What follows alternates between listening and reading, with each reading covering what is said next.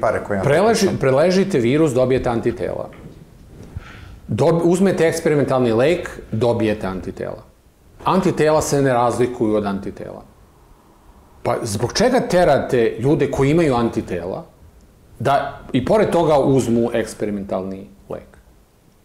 Zar ne bi trebalo da društvo testira sve svoje građane, da iz tih testova izađu da li imaju antitela ili ne?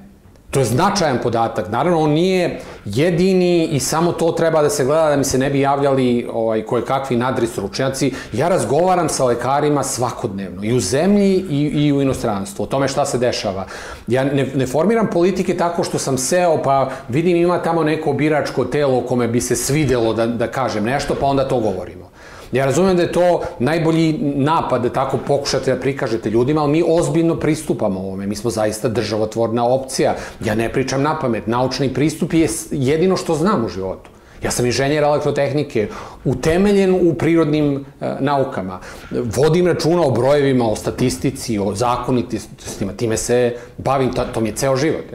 Znači, da vi sada ne radite testiranje, ne interesuje vas ko ima antitela ili nema. Samo vas interesuje da uzme neko eksperimentalni lek, trebao mu ili ne. Pa kažite mi šta je to? Kako to da objasnim? Ajde sad da ne dajem možete pretpostavke zbog čega je to tako. Jer koju god da im date pretpostavku, to se zove teorija zavere. Ajde ne ulazim u to uopšte. Objasnite mi zašto je ovo ovako. Kako je moguće da moja antitela, ja sam preležao virus, ne vrede, a da antitela nekoga ko uzeo eksperimentalni lek, njegova vrede. A kad uradim test, ja ne znam nikoga ko uzeo eksperimentalni lek koji ima više antitela od mene. Proverio sam ljude u svom okruženju. Većina ljudi u mom okruženju, neki su uzeli eksperimentalni lek, većina nije. Većina je preležala, mnogo više ljudi koji su preležali ovaj virus nego oni koji su uzeli eksperimentalni lek.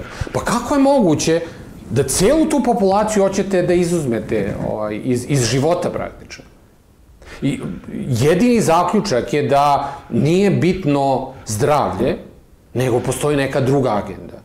Treba valjda da naviknemo stanovništvo da svake godine po 2-3 puta prima nešto. Zašto je to potrebno, to je već drugo pitanje. Recimo ovo pitanje s ovim pasošima. I znate šta je suština kod njega? Te pasoše trebaju da vam izdaju korporacije. One koje prave eksperimentalne lekove, ne država. Treba kod njih da se registrujete. Da vas oni zabeleže da ste uzeli eksperimentalni lek.